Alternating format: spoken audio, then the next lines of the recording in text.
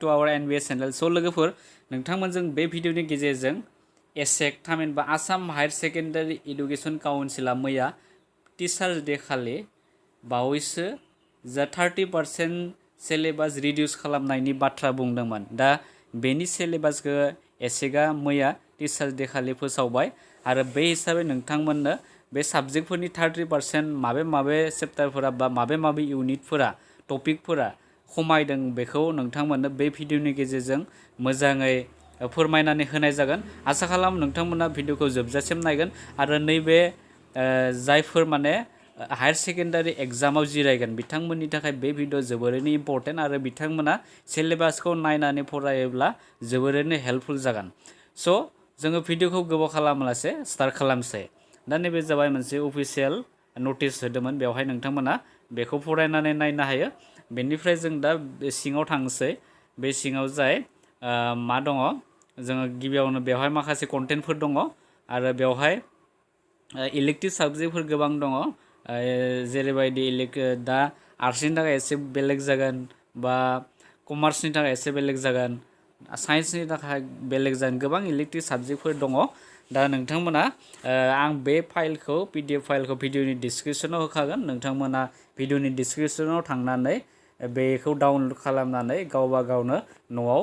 बे सिलेबासफोरखौ नायनानै किताबफोरजों मिलायनानै फरायनो हागोन। दा नैबे एसामिस एम.आइल जायफोर दङ बिथांमोननि थाखाय नैबे बेखौ नायनो हायो आरो बेवहाय नोंथांमोना लिरनाय नुनो मोनदों सिलेबास फर सेकेन्डारि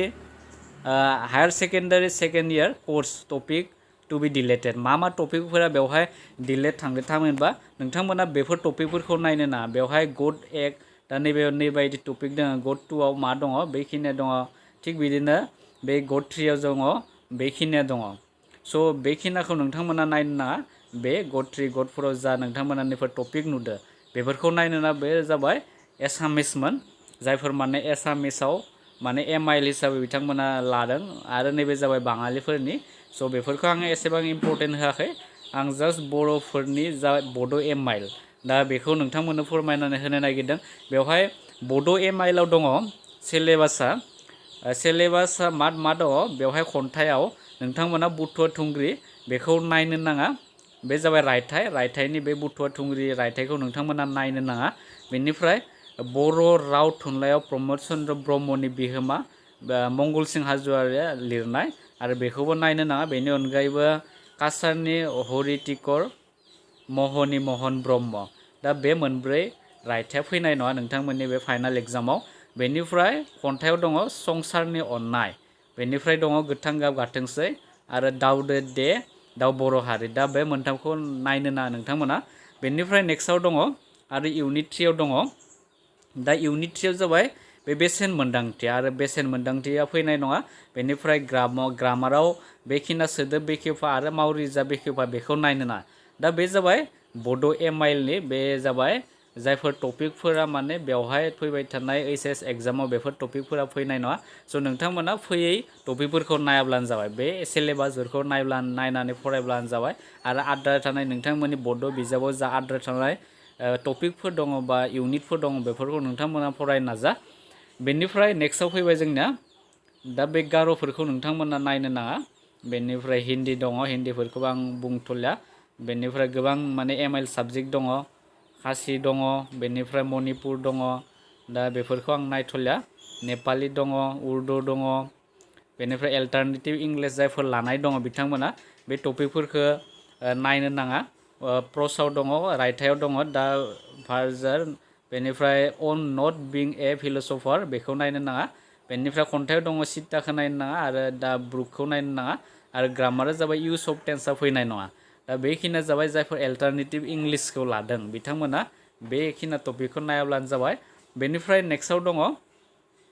नेक्स्टआव फैबाय जोंना इंलिश जायफोर माने कर्स साबजेक्ट इंलिश बा M.आइलखौ कर्स साबजेक्ट हिसाबै जों लानाय जायो। दा इंलिश कर्स साबजेक्टआव नोंथांमोना बेफोर नैबे टपिकखौ नायनो नाङा। दा बेफोर जाबाय आरो बेवहाय सिलेबास हायर सेकेन्डारिनि थाखाय जायफोर माने सेकेन्ड इयाराव दासिम फरायगासिनो दं एबा HS फाइनाल होगोन बिथांमोना नैबे सेक्सन B आव मा दङ डिजाइनिं अर ड्राफ्टिं पस्टार्स बेखौ नायनो नाङा। बेनिफ्राय writing formal and informal invitation and replies बेखौबो नायनो नाङा। लेटार टू द एडिटर बेखौ नायनो नाङा आरो सेक्सन सियाव ग्रामार दङ आरो बे ग्रामाराव ट्रेन्सफरमेशन अफ सेन्टेन्स बे फैनाय नङा बेनिफ्राय सेक्सन डियाव दङ फ्लेमिंग'नि रायथायाव दङमोन बे मेम'रिज अफ सटा साहेब बे फैनाय नङा बेनिफ्राय नेक्स्ट रायथाया जाबाय नैबे गोइं प्लेसेस बेबो फैनाय नङा आरो खन्थाइयाव दङ खन्थाइयाव नोंथांमोना ए रड साइड स्टेन्ड बेखौबो नायनो नाङा बेनिफ्राय भिस्टासनिफ्राय नोंथांमोना दा टाइगार किं बे फैनाय नङा बेनिफ्राय नेक्स्टआव दङ मेम'रिज अफ चिल्डहुड दा भिस्टासनिफ्राय बे मोननै लेसनखौ नोंथांमोना नायनो नाङा स' जाय माने टपिकफोरा बेवहाय मुंख'नाय दं बे टपिकफोरखौ नोंथांमोना ओइचएस फाइनालाव नायाब्लानो जाबाय आरो आद्रा थानाय जायफोर टपिकफोर दङ बेफोर टपिकफोरखौ नायनो नाजा मोजाङै बेनिफ्राय गोबां सोंलु फैगोन बेनिफ्राय बे जाबाय इंलिश कर्स साबजेक्ट थांबाय बेनिफ्राय एकाउन्टेन्सि बे जाबाय जायफोर माने कमार्सआव फरायदों बिथांमोननि थाखाय नैबे एकाउन्टेन्सिया इम्परटेन्ट आरो बेवहाय नोंथांमोना नुनो मोन्दों बे पेरा 1 आरो बेवहाय इउनिट 1 नैबे फैनाय नङा आं टपिकखौ फरायबाय थाला इउनिट 2आव बे फैनाय नङा बेनिफ्राय इउनिट 3आ बेबायदि आरो इउनिट 4आ बेबायदि आरो इउनिट 4आ बे आरो पार्ट बी दङ पार्ट बीआव बे टपिकफोरा फैनाय नङा स' आं टपिकखौ नोंथांमोननो दिन्थिना होदों स' बुजायबाय बेखौ बुंबाय थायोब्ला भिडिअ गोबां गोलाव जागोन मानो होनोब्ला गोबां इलेक्टिभ साबजेक्टफोर दङ बाय'लजि दङ बा साइन्सनि इलेक्टिभ साबजेक्ट गोबां आरो फारसेथिं कमार्सनि इलेक्टिभ साबजेक्ट गोबां दङ दा बेखौ जुदि टपिकफोरखौ फरायबाय थायोब्ला भिडिअ गोबां गोलाव जागोन स' बेखायनो आं टपिकफोरखौ फरायबाय थाला नोंथांमोननो जास्ट दिन्थिनानै होबाय दा इउनिट 2आव बे दोङो इउनिट 3आव बे इउनिट 3आव नो सेन्स होनना बुंदों स' बे फैनायनि चान्स दङ बेनिफ्राय इउनिट 5 दा बेखौ नोंथांमोना मोजाङै सिलेबासखौ डाउनलड खालामनानै नायब्लानो जाबाय बेनिफ्राय नेक्स्टआव दङ नेक्स्ट फैबाय बे एकाउन्टेन्सिनो नैबे पार्ट सिआव इउनिट 1 नो सेन्स इउनिट 2 नो सेन्स इउनिट 3 बे टपिकफोरखौ नायनो नाङा इउनिट 4आव बे टपिकफोरखौ नायनो नाङा नोंथांमोना दा बे थांबाय एकाउन्टेन्सि बेनिफ्राय एडभान्स एसामिस जायफोर माने एडभान्स एसामिस लादो बिथांमोना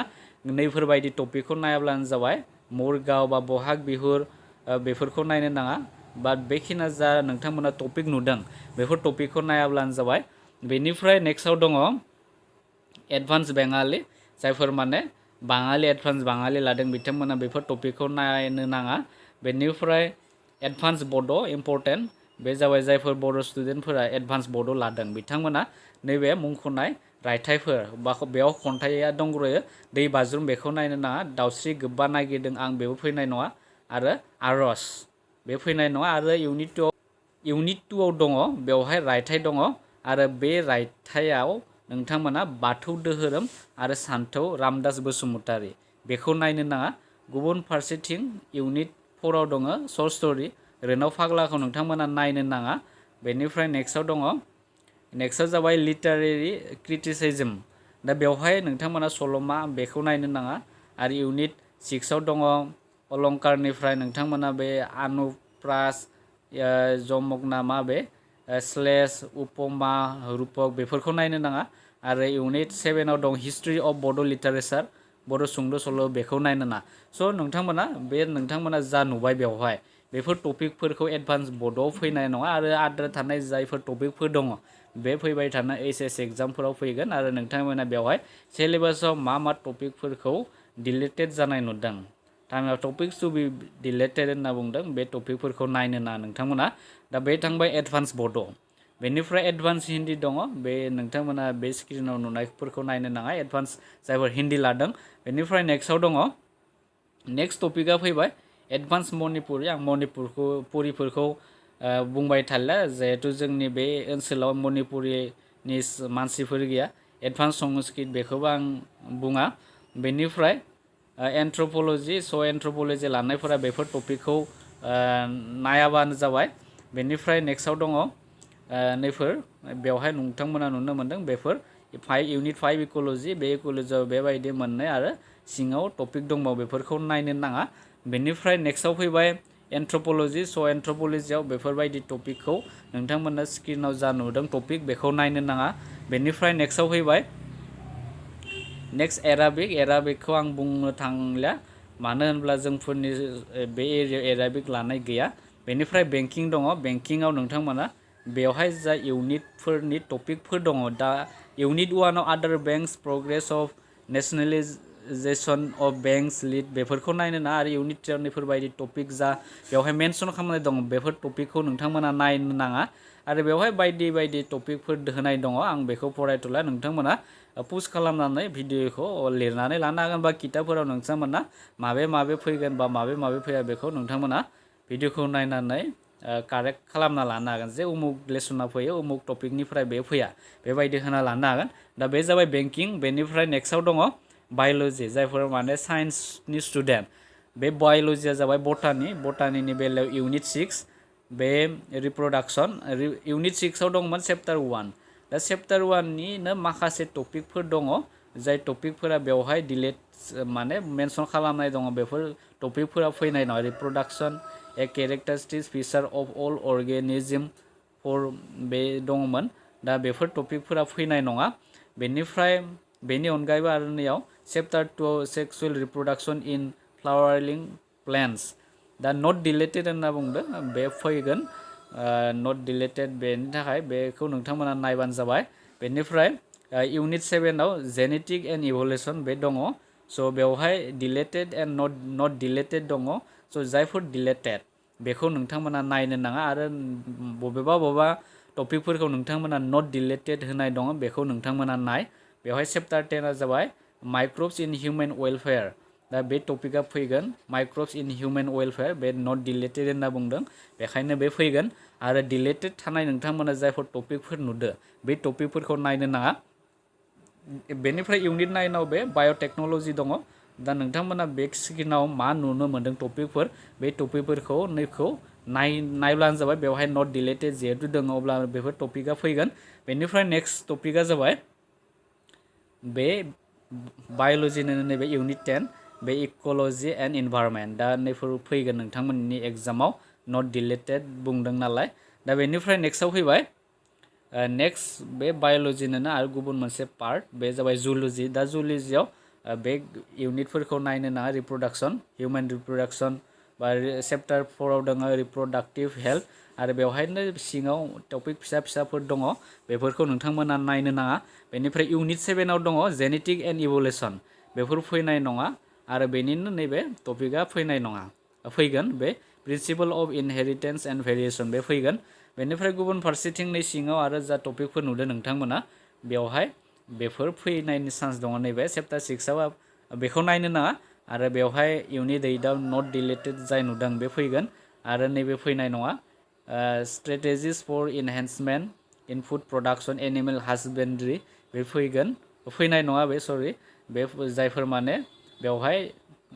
मेनसन खालामाखै नट डिलेटेड होनना बेफोर फैगोन बेनिफ्राय बेफोर फैनाय नङा नट डिलेटेडआ फैगोन बेनिफ्राय गुबुन फारसेथिं इउनिट 9 आव दङ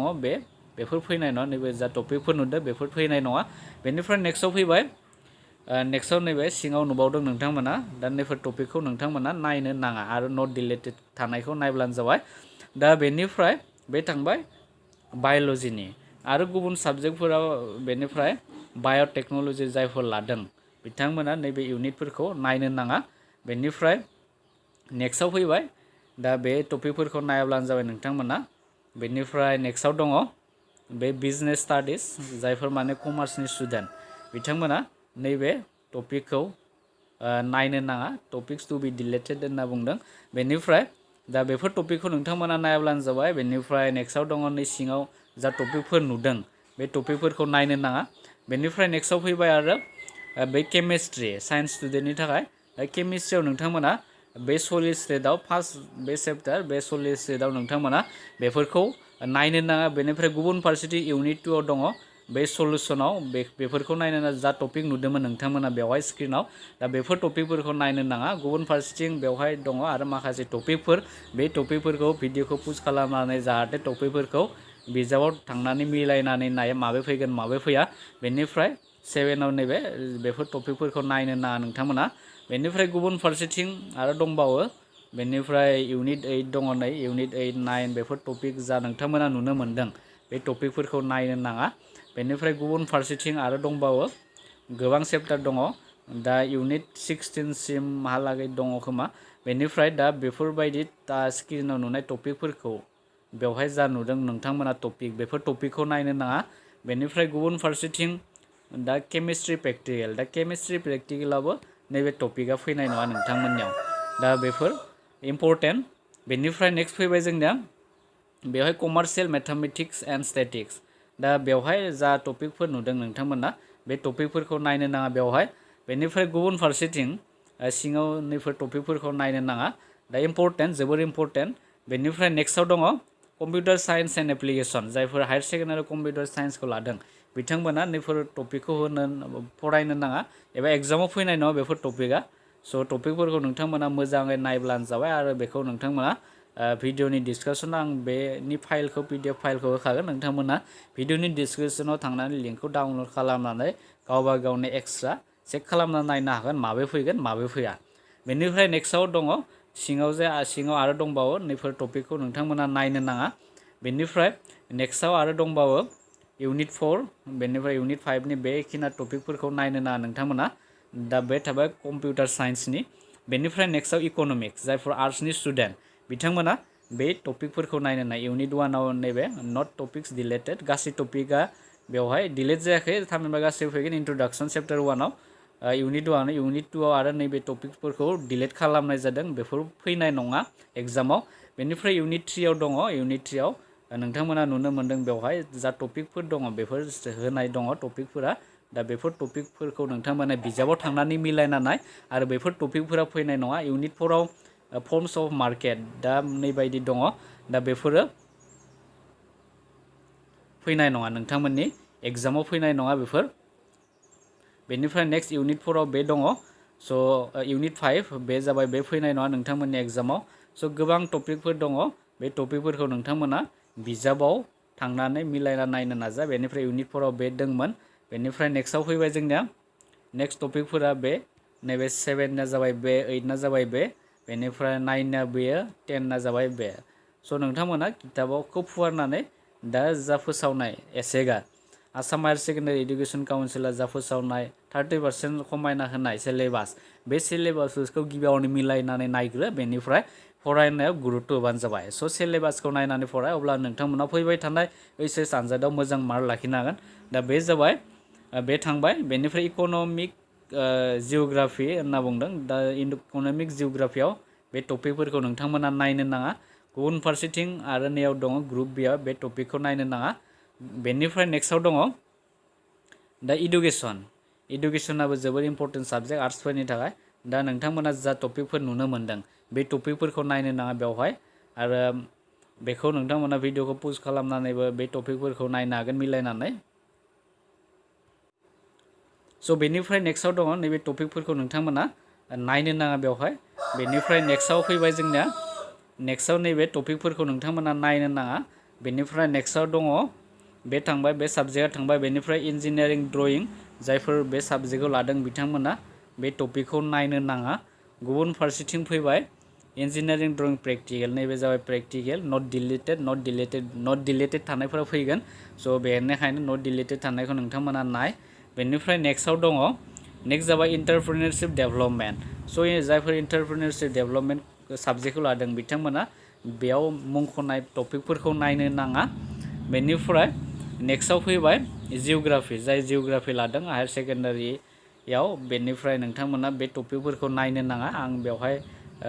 फरायनानै होबाय थानाय जायासै फरायब्ला गोबां भिडिअ गोलाव जागोन स' नोंथांमोना टपिकखौ माबे फैगोन बा फैया सिलेबासखौ डाउनलड खालामनानै एबा भिडिअखौ पस्ट खालामनानै नोंथांमोना गावबा गावनि बिजाबाव मिलायनानै लानो नाजा बेनिफ्राय नेक्स्टआव फैबाय नैबे टपिकफोराव फैनाय नङा बेनिफ्राय आरो नेक्स्टआव दङ इन्डियान पिपल एन्ड इक'नमि दा टपिकफोरा बेवहाय मुंख'खानाय दङ बेफोर टपिकफोरा फैनाय नङा बेनिफ्राय गुबुन फारसेथिं बेवहाय बे फैनाय नङा बेनिफ्राय आरो बे जिअ'ग्राफि एन्ड प्रेक्टिकेल दा बेखिना टपिकखौ नोंथांमोना नायनो नाङा बेनिफ्राय नेक्स्टआव फैबाय आरो जिअ'ल'जि दा जिअ'ल'जियाव नोंथांमोना नैबे जा टपिकफोर नुदों बेवहाय दा बे टपिकफोरखौ नायनो नाङा नोंथांमोना बेनिफ्राय नेक्स्टआव फैबाय जिअ'ल'जि प्रेक्टिकेल दा जिअ'ल'जि प्रेक्टिकेलाव बेखिना टपिकफोरा फैनाय नङा बेनिफ्राय गुबुन फारसेथिं हिस्ट'रि जायफोर हिस्ट'रि लादों बेयाव बेफोर नैबे जा नोंथांमोना नुनो मोनदों टपिकफोर बे टपिकफोरा फैनाय नङा बेनिफ्राय कमप्लिट चेप्टार दङ बेवहाय नैबे किनसि केस एन्ड क्लास बे गासैबो कमप्लिट चेप्टार फैनाय नङा बेवहाय गासैबो चेप्टारानो फैनाय नङा बेनिफ्राय आरो नैयाव दङ केन वी सी एभ्रिथिं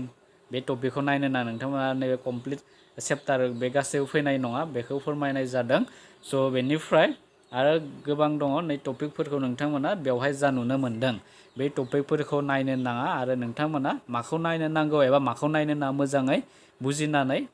बा बेवहाय मा लिरनाय दं मोजाङै बुजिनाय नोंथांमोना गावबा गावनि बिजाबफोरखौ मिलायनानै लानो नाजा बेनिफ्राय नेक्स्टआव फैबाय हम साइन्सनि थाखाय नोंथांमोना नैफोर टपिकखौ नायनो नाङा गुबुन फारसेथिं नेक्स्टआव फैबाय आरो दा इउनिट 4 बेखिना टपिकखौ नायनो नाङा आरो गुबुन फारसेथिं दङ